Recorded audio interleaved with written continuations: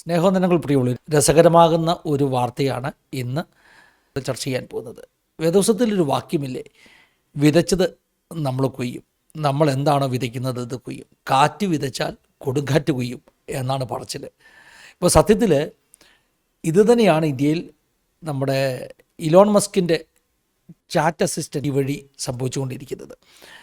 രസകരമായ കഥയാണ് കേട്ടോ. കഴിഞ്ഞ ഫെബ്രുവരി മാസം 13-ാം തീയതിയാണ് നമ്മുടെ ബഹുമാനപ്പെട്ട പ്രധാനമന്ത്രി നരേന്ദ്രമോദിയും ഇലോൺ മസ്കും ഷെയ്ക്ക് ഹാൻഡ് കൊടുത്ത് പിരിഞ്ഞത്. പക്ഷേ ഒരു മാസത്തിന് ശേഷം, കൃത്യമായിട്ട് മാർച്ച് മാസം 16-ാം തീയതി മുതൽ ഇലോൺ മസ്കിൻ്റെ എക്സ് പ്ലാറ്റ്ഫോമിലുള്ള ഒരു ചാറ്റ് അസിസ്റ്റൻ്റ് ഉണ്ട്. ഗ്രോക്ക് എന്നൊക്കെയാണ് അതിനെ വിളിക്കുന്നത്, ഉച്ചാരണം അങ്ങനെയാണെന്ന് എനിക്ക് തോന്നുന്നു. ഈ ഗ്രോക്ക് ഇന്ത്യക്കാരെ ചീത്ത വിളിക്കാൻ തുടങ്ങി, അത് തനി ഹിന്ദിയിൽ ചീത്ത വിളിക്കാൻ തുടങ്ങി. വലിയ പ്രശ്നമായി കേട്ടോ.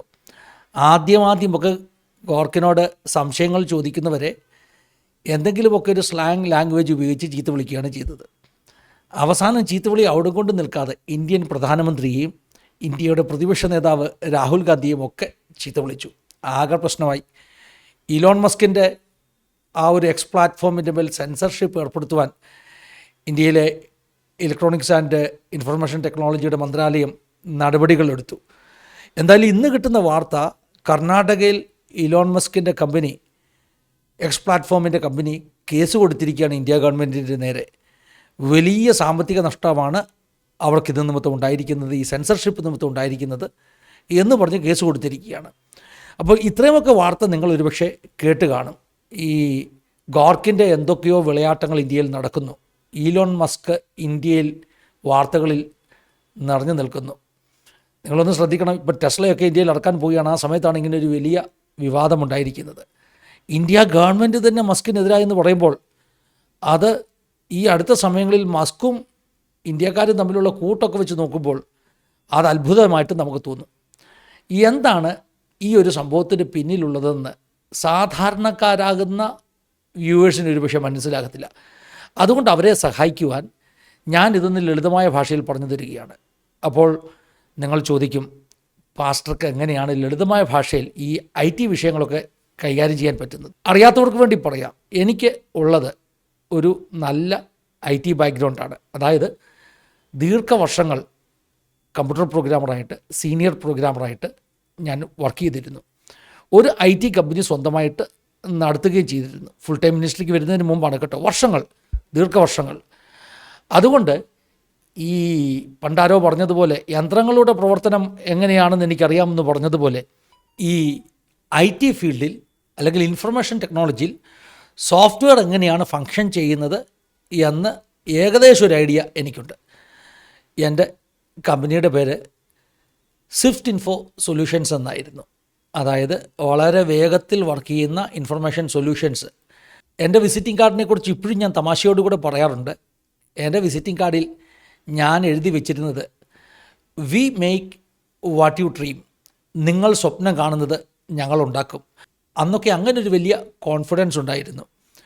ആര് എന്തൊരു സോഫ്റ്റ്വെയർ സ്വപ്നം കണ്ടാലും ഇങ്ങനെ ഉണ്ടാക്കി തരണമെന്ന് പറഞ്ഞാൽ അത് ഉണ്ടാക്കി കൊടുക്കുവാൻ ഞങ്ങൾക്ക് പറ്റുമെന്നൊക്കെ ഒരു അല്പ അഹങ്കാരമുള്ള ഒരു സമയമുണ്ടായിരുന്നു. എൻ്റെ മനസ്സിലെ സ്വപ്നങ്ങളിൽ ഒന്നായിരുന്നു ഇന്ത്യയിലെ ഏറ്റവും വലിയ IT കമ്പനിയായി മാറുക. അതായത് ഇൻഫോസിസിനെയൊക്കെ കടത്തി വെട്ടുന്ന ഒരു കമ്പനിയായി സ്വിഫ്റ്റ് ഇൻഫോ സൊല്യൂഷൻസ് മാറുമെന്നും അന്ന് എൻ്റെ കമ്പനിക്ക് Swift info solutions India limited എന്ന് പേര് വരുന്നു. ആ പേരിൻ്റെ ഷോർട്ട് ഫോം SIL സിസിൽ എന്നൊക്കെ ആകുമെന്നൊക്കെ ഞാൻ സ്വപ്നം കണ്ടു കിടന്ന ഒരു കാലമുണ്ട്. അതുകൊണ്ട് അറിയാത്തവർക്ക് വേണ്ടി പരിചയപ്പെടുത്തൽ ആവശ്യമാണല്ലോ. ദീർഘവർഷങ്ങൾ IT ഫീൽഡിൽ, പ്രത്യേകിച്ചും സിസ്റ്റം ലെവൽ പ്രോഗ്രാമിങ്ങും വരെ മനസ്സിലാക്കിയിട്ടുള്ള ഒരു വ്യക്തി എന്ന നിലയിൽ, കോപ്പി പ്രൊട്ടക്റ്റഡ് ആയിട്ടുള്ള സോഫ്റ്റ്വെയറുകൾ അന്നേ ഉണ്ടാക്കാൻ പഠിച്ചിട്ടുള്ള ഒരു വ്യക്തി എന്ന നിലയിൽ ഏകദേശം ഒരു ഐഡിയ ഉണ്ട് എങ്ങനെയാണ് ഈ ചാറ്റ് GPT അല്ലെങ്കിൽ AI ഒക്കെ വർക്ക് ചെയ്യുന്നതെന്നുള്ള ഒരു ലളിതമായ ആശയമുണ്ട്. അപ്പോൾ പ്രേക്ഷകർക്ക് മനസ്സിലാക്കാൻ വേണ്ടി പറഞ്ഞു തരികയാണ്. ഈ ഗോർക്കൊക്കെ എങ്ങനെയാണ് വർക്ക് ചെയ്യുന്നത്? അപ്പോൾ ഗോർക്ക് ചീത്ത വിളിച്ചെന്ന് പറഞ്ഞില്ലേ, എന്തുകൊണ്ടാണ് ഗോർക്ക് ചീത്ത വിളിച്ചത്? അപ്പോൾ ഇലോൺ മസ്കും കൂട്ടുകാരും കൂടി ഇരുന്ന് ഹിന്ദിയിലുള്ള മുഴുവൻ തെറിയും അതിൻ്റെ ഡേറ്റയ്ക്കകത്ത് എൻ്റർ ചെയ്തിട്ട് ഇന്ത്യക്കാരെങ്കിലും ചോദ്യം ചോദിച്ചാൽ ഹിന്ദിയിൽ ചീത്ത വിളിച്ചോണം എന്ന് പഠിപ്പിച്ചു വെച്ചിരിക്കുകയാണോ? അങ്ങനെയാണോ ഈ ഇലോൺ മസ്കിൻ്റെ ചാറ്റ് GPT അസിസ്റ്റൻറ്റ്, അതായത് എക്സ് പ്ലാറ്റ്ഫോമിലുള്ള ആ ഒരു ചാറ്റ് ബോട്ട് ചീത്ത വിളിച്ചത് അങ്ങനെയാണോ?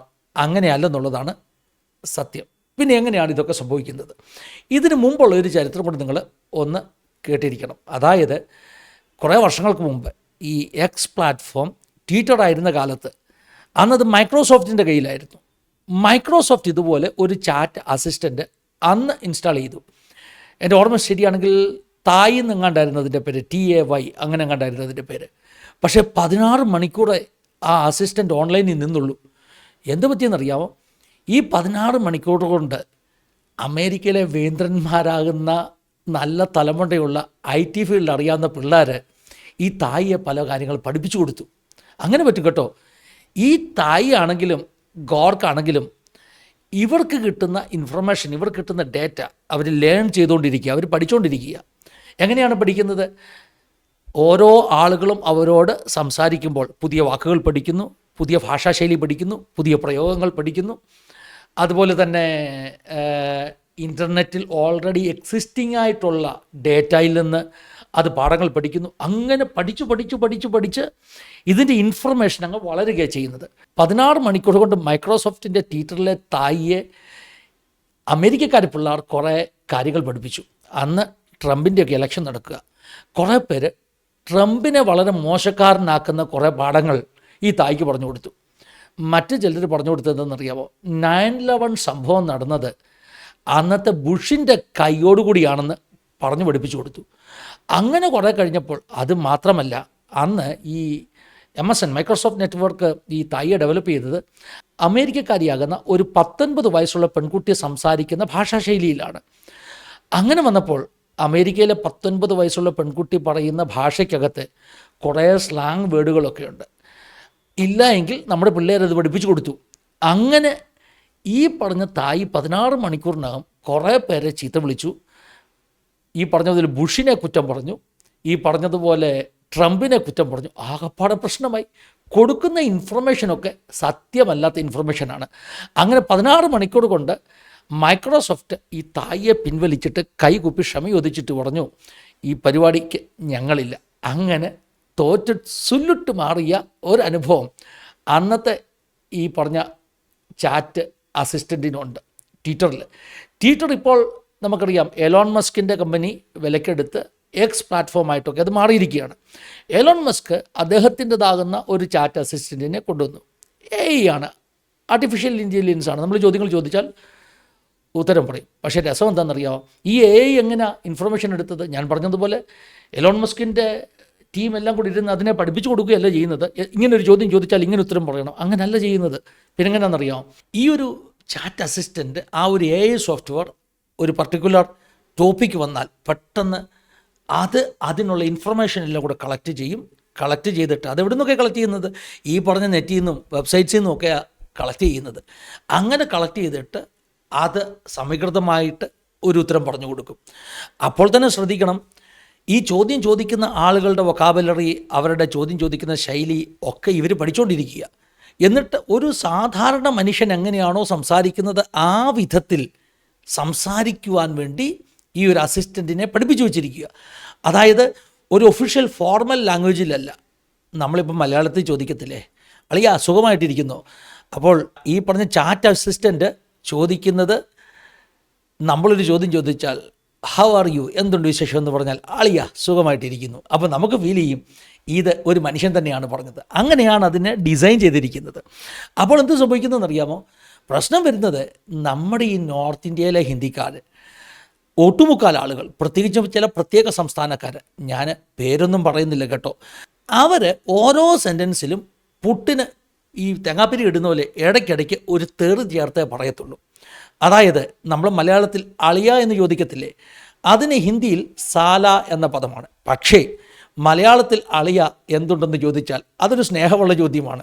പക്ഷേ ഹിന്ദിയിലാകുമ്പോൾ അതൊരു ഭയങ്കര തെറിയാണ്. അളിയ എന്ന പദം മലയാളത്തിൽ വിളിച്ചത് ഹിന്ദിയിൽ തെറിയായി മാറുന്നു. അപ്പോൾ ചുരുക്കി പറഞ്ഞാൽ ഈ ഗോർക്ക് ഇടയ്ക്കൊക്കെ ആളുകളെ അളിയ എന്ന് വിളിച്ചു. പിന്നെ ബി ചേർത്തുള്ള ചില ചീത്തകളുണ്ട്. അത് ഇടയ്ക്കിടയ്ക്കൊക്കെ ഈ പറഞ്ഞ നോർത്ത് ഇന്ത്യക്കാർ, പ്രത്യേകിച്ച് ഞാൻ പറഞ്ഞ ചില സംസ്ഥാനക്കാർ, എല്ലാ സെൻറ്റൻസിലും ചേർത്ത് പറയുന്ന ബി ചേർത്തുള്ള കുറേ തെറികളുണ്ട്. അത് മഹാരാഷ്ട്രക്കാരുടെ ബി ഉണ്ട്, ഗുജറാത്തുകാരുടെ ബി ഉണ്ട്. ഈ ബി എല്ലാം നമ്മുടെ ഈ പറഞ്ഞ ഗോർക്ക് അങ്ങ് പഠിച്ചു വെച്ചു. എന്നിട്ട് ആളുകളൊക്കെ ചോദ്യം ചോദിച്ചാൽ, ഉദാഹരണം പറഞ്ഞാൽ, ഒരു ആൾ കഴിഞ്ഞ ദിവസം, അതായത് എക്സ് പ്ലാറ്റ്ഫോമിലെ ഒരു ഉപഭോക്താവ് കഴിഞ്ഞ ദിവസം ഗോർക്കിനോട് ഒരു ചോദ്യം ചോദിച്ചു, ഏറ്റവും നല്ല 10 മ്യൂച്വൽ ഫണ്ട് ഏതാ, ഏറ്റവും നല്ല 10 മ്യൂച്വൽ ഫണ്ട് ഏതാ. പുള്ളി ഇൻഫർമേഷനാണ് ചോദിച്ചത്, ഇന്നത് 10ൻ്റെ ലിസ്റ്റ് തരണം. ഒരു 2-3 സെക്കൻഡ് ഇതൊന്ന് പോസ് ചെയ്തു എന്ന് പറഞ്ഞാൽ ഉത്തരം കണ്ടുപിടിക്കുകയാണ്, 10 സെലക്ട് ചെയ്യുകയാണ്. ആ 2-3 സെക്കൻഡ് പോസ് ചെയ്ത ശേഷം ഉത്തരം വന്നു. പക്ഷേ ഉത്തരം തുടങ്ങിയത് ബി ചേർത്ത് ഒരു തെറി വിളിച്ചുകൊണ്ടാണ്. പിന്നാണ് 10 ലിസ്റ്റ് കൊടുക്കുന്നത്. ഇയാൾ ഞെട്ടിപ്പോയി, ചീത്ത വിളിച്ചിട്ട് ഗോർക്ക് സംസാരിക്കുന്നു. ഇതെന്തൊരു ഇടപാടാണ്. അങ്ങനെ വന്നപ്പോൾ ഇത് വലിയ ഒരു ഒരു ഒരു ഒരു എന്താ പറഞ്ഞ വൈറലായി തീർന്നു. ആളുകളെല്ലാം ഗോർക്കിനോട് പോയി പുതിയ ചോദ്യങ്ങൾ ചോദിക്കാൻ തുടങ്ങി. എല്ലാത്തിനും നല്ല തെറി ചേർത്ത മറുപടി കിട്ടി. അങ്ങനെ ഇരിക്കുമ്പോഴാണ് പ്രധാനമന്ത്രി നരേന്ദ്രമോദിയെക്കുറിച്ച് നട്ടാൽ കുരുക്കാത്ത കള്ളമെന്ന് നാട്ടുകാർക്ക് പോലും അറിയാവുന്ന കള്ളങ്ങൾ ഈ ഗോർക്ക് പറഞ്ഞുകൊണ്ടിരിക്കുന്നത്. അതുകൊണ്ട് തീർന്നില്ല കേട്ടോ. നമ്മുടെ രാഹുൽ ഗാന്ധിയെ, അദ്ദേഹത്തെക്കുറിച്ചും ഇങ്ങനെയുള്ള കുറേ വ്യാജങ്ങൾ ഗോർക്ക് കുത്തിയിരുന്ന് പറയുക. പ്രശ്നമായില്ലേ? ഗോർക്ക് വാ തുറന്നാൽ തെറിയും അസത്യമേ പറയത്തുള്ളൂ എന്ന് ഇന്ത്യക്കാർ പഠിച്ചു. പക്ഷേ ഇതെങ്ങനെയാണ് സംഭവിച്ചതെന്നറിയാമോ? ഗോർക്കിനെ പഠിപ്പിച്ചതാ. ആര് പഠിപ്പിച്ചതാ? ഇവിടുള്ള കൊച്ചു പിള്ളേർ ഗോർക്കിനോട് സംസാരിച്ചപ്പോൾ കൊടുത്ത ഇൻഫർമേഷൻസ് എല്ലാം ഗോർക്ക് തലമണ്ടയ്ക്കകത്ത് അങ്ങ് കയറ്റി. അതായത് മാനിപ്പുലേറ്റ് ചെയ്യുക എന്ന് പറയും. ഒരു ട്രൂത്തിനെ മാനിപ്പുലേറ്റ് ചെയ്യുന്ന കാര്യങ്ങൾ ഫീഡ് ചെയ്ത് കഴിഞ്ഞപ്പോൾ അത് ഗോർക്ക് പല വെബ്സൈറ്റിൽ നിന്ന് എടുത്തു. ഉദാഹരണം പറഞ്ഞാലേ, നമ്മുടെ പ്രതിപക്ഷ നേതാവ് രാഹുൽ ഗാന്ധിയെക്കുറിച്ച് നമ്മൾ നെറ്റിലൊന്ന് സെർച്ച് ചെയ്ത് നോക്കിയാൽ കിട്ടുന്ന വെബ്സൈറ്റ്സും കഥകളുമെല്ലാം വ്യാജ വെബ്സൈറ്റും കഥകളുമാണ്. പപ്പു എന്ന് അദ്ദേഹത്തെ വിളിക്കുന്ന, പിന്നെ അദ്ദേഹത്തിൻ്റെ പല തെറ്റായ സ്റ്റോറീസ് പറയുന്ന കുറേ വ്യാജ വെബ്സൈറ്റാണ് കിട്ടുന്നത്. അപ്പോൾ ആ കഥയെല്ലാം കൂടെ നമ്മൾ വായിച്ചിങ്ങനെ വിശ്വസിച്ചിരിക്കുക. ഈ ഗോർക്കും അത് തന്നെയാണ് ചെയ്യുന്നത്. നമ്മൾ രാഹുൽ ഗാന്ധിയെക്കുറിച്ച് ഒരു ചോദ്യം ചോദിക്കുമ്പോൾ ഗോർക്ക് ആകെപ്പാടെ ഒന്ന് സെർച്ച് ചെയ്യും. സെർച്ച് ചെയ്യുമ്പോൾ കിട്ടുന്നത് ഈ പറഞ്ഞ രാഹുൽ ഗാന്ധിക്കെതിരായിട്ടുള്ള IT സെല്ല്, അല്ലെങ്കിൽ ഇവിടുത്തെ രാഷ്ട്രീയ പാർട്ടികളുടെ IT സെല്ല് നടത്തിയിട്ടുള്ള കുറേ കമൻറ്റും കുറേ വെബ്സൈറ്റുമാണ്. അതിനകത്ത് പപ്പു അവനൊരു മണ്ടനാണ് എന്ന സ്റ്റേറ്റ്മെൻറ്റ് എടുത്തിട്ട് ഇങ്ങോട്ട് കാണിച്ചു കൊടുക്കും. ഈ ഗോർക്ക്. അങ്ങനെയാണ് ഇൻഫർമേഷൻ കിട്ടുന്നത്. ചുരുക്കി പറഞ്ഞാൽ, പണ്ടൊക്കെ നമ്മൾ കുത്തിയിരുന്ന്, അതായത് ട്വിറ്ററിലും എക്സിലും നെറ്റിലും ഒക്കെ ഓരോ നേതാക്കന്മാരെക്കുറിച്ച് പറഞ്ഞ ചീത്തകളും തെറികളും അങ്ങനെ പറഞ്ഞ തെറ്റായ ഇൻഫർമേഷനും എല്ലാം ഗോർക്ക് അങ്ങ് പഠിച്ചു. അല്ലെങ്കിൽ നമ്മുടെ പിള്ളേർ സമർത്ഥമായിട്ട് മാനിപ്പുലേറ്റ് ചെയ്ത് ഗോർക്കിനെ പഠിപ്പിച്ചു. ഗോർക്ക് നല്ല റെഡിക്ക് കള്ളം പറയാനും ചീത്ത വിളിക്കാനും തുടങ്ങി. ഇപ്പം പ്രശ്നമായി. എന്താ പ്രശ്നം എന്നറിയാമോ?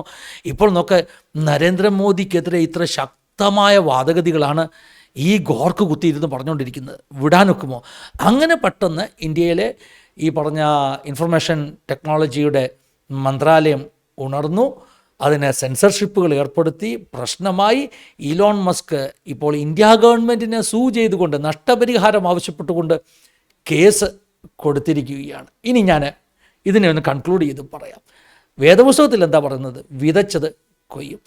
നമ്മുടെ സംസാര ശൈലി, നമ്മൾ ഈ പറഞ്ഞതുപോലെ, നമ്മളെന്ന് പറയുമ്പോൾ ഈ നോർത്ത് ഇന്ത്യയിലെ ആളുകളുണ്ടല്ലോ, അവർ ഹിന്ദി സംസാരിക്കുമ്പോൾ ഇടയ്ക്ക് ചീത്ത വിളിക്കുക. അപ്പൻ മോനോട് സംസാരിക്കുമ്പോൾ 2 തെറി വിളിച്ചേ പറയത്തുള്ളൂ.